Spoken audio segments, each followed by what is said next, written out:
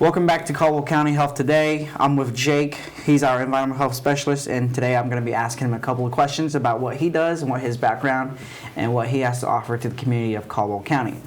So Jake, you're an environmental health specialist. To you, why is that important?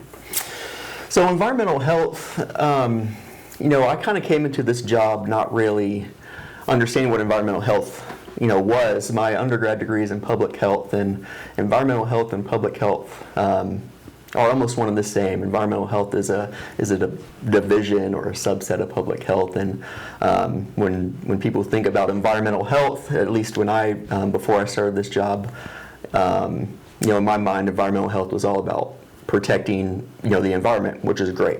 My job as an environmental health specialist is to really protect the public from the environment. Environmental risk factors, air pollution, foodborne illness, things like that. We take a very preventative or upstream approach to trying to prevent those issues or mitigate those risks before they become issues. And so the whole public health in general is very preventative and very upstream. For sure. And so environmental health is just another way to do that, just with focusing on the risks in the environment instead of how the humans affect the environment. Well, that's awesome. So you're an environmental health specialist. What is a typical workday for you like? So a typical workday we try and be very flexible. Usually when we try and plan how to schedule, it never goes according to plan. I work in the food, lodging, and institutions kind of division of environmental health. So along with that, we're doing inspections for restaurants, tattoo parlors, swimming pools, nursing homes, schools and school cafeterias, daycares. Wow. There's a lot, right? So I've been focusing, since I'm new, more on food and lodging, since that's what I've been trained in so far and authorized to go out and do.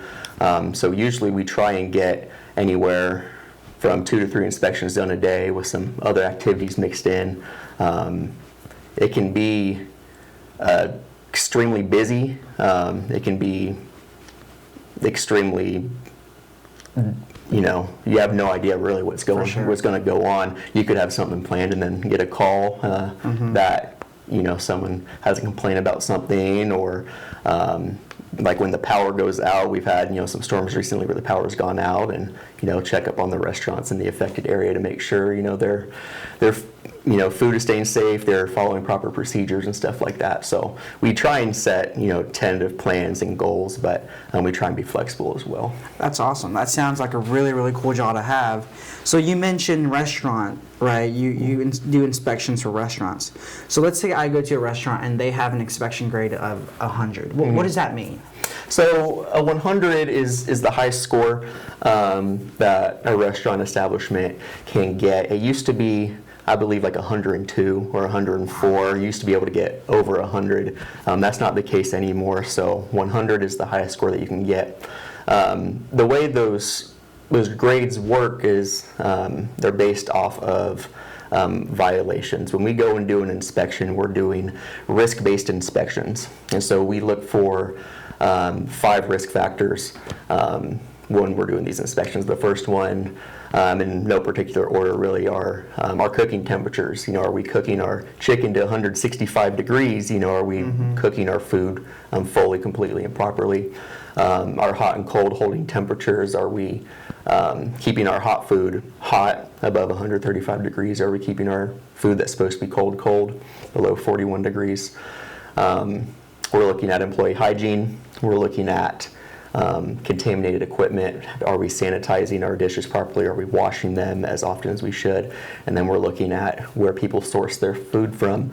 And so when we're going into a restaurant establishment to do that, those are the things that we're looking for, based off of whether the violations that we observe are repeat violations or not, or if they have a history of, not complying with something, kind of determines the point value. A restaurant could have a violation, but not really have any points taken off for it because it's the first time thing, especially if we're able to get it corrected during the inspection. One thing that I really like about the job is the education aspect. I was a teacher for a few years, and the job is a lot more education than anything. For sure. Like to take the approach to, educate first and enforce second. We have jobs to do and people to keep safe, but always start with education first is kind of my motto, and go from there. Exactly. Even people who have been in the restaurant business industry for a long time, things have changed over the years, and so there's better ways to do things, safer techniques to use. That's awesome. So really, you're not trying to hurt the restaurant's reputation. You're really there to just promote it and like, hey, you guys have 100 as a score. That's great for you guys and great for the public as well who are eating there, or guys dining in for. So that's a great thing that you guys do. Now, what are a few things that someone can do greatly to increase their food safety, right, and reduce the risk of foodborne illness at home or in a restaurant, or maybe they're doing a picnic outside at a park? Right. One of the biggest thing that anyone can do to increase, food safety, reduce the risk of foodborne illness, is wash your hands. That's the easiest thing to do, and one of the things that is most directly correlated to foodborne illness. That's considered proper hand washing is considered a priority violation, or something that is directly related to somebody getting sick. And so whether you're working at a restaurant, cooking at home, bringing stuff to a picnic, make sure we're washing our hands before we touch food, wash our hands in between, touching raw food and then touching food that is ready to be eaten or consumed, making sure we're taking the time to do that. That's probably the biggest thing. One other thing that can be really helpful to remember is just not to let our food sit out for too long. Yeah. I'm guilty of this as well. At my own home, I'll cook something, go sit down on the couch with my wife, watch TV, and before we know it, it's been, a couple hours, and this food has been sitting, out of temperature control. Yeah. And so after 4 hours of food not being within its specified temperature range, that's where we start getting exponential bacteria growth. Gotcha. And so it's important to food that we're not going to use to throw it in the refrigerator, cool it down as quickly as possible. And if food's been sitting out for too long and you think to yourself, this has maybe been sitting out for a little too long, it's always best just to throw it away. And then go throughout your day. For sure. So those are two pretty easy things that I feel like anyone in the general public can do to greatly increase their food safety. Awesome. So the main takeaway is wash your hands and don't let your food sit out for too long, right? Yeah, absolutely. So I guess my last question to you is, what do the general public should know about environmental health specialists? Well, I think you touched on this earlier, Chaiyo, and it's really something that my coworker and supervisor Logan and I have been trying to, help, our places that we inspect, our establishments, understand.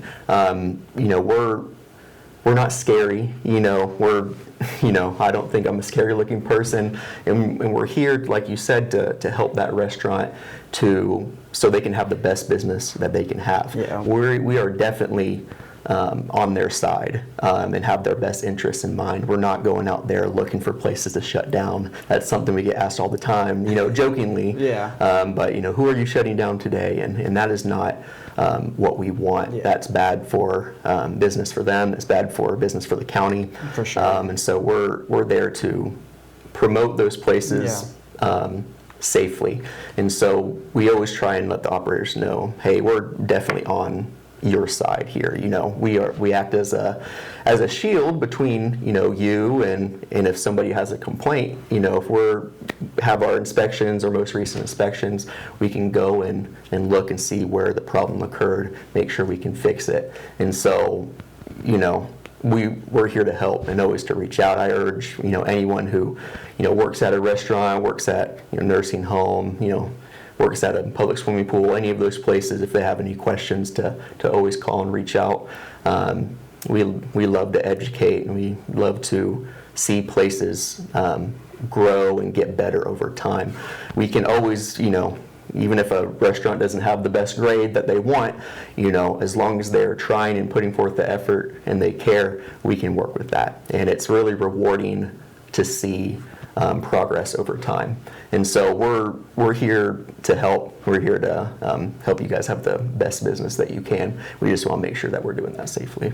That's awesome to hear. It's awesome to have such great people behind environmental health, and great thank you for what you guys do to all the restaurants and everybody here in Caldwell County. That'll be it for today's Caldwell County. So I hope everybody has a good day. Have a blessed day. And until next time, we'll see you guys.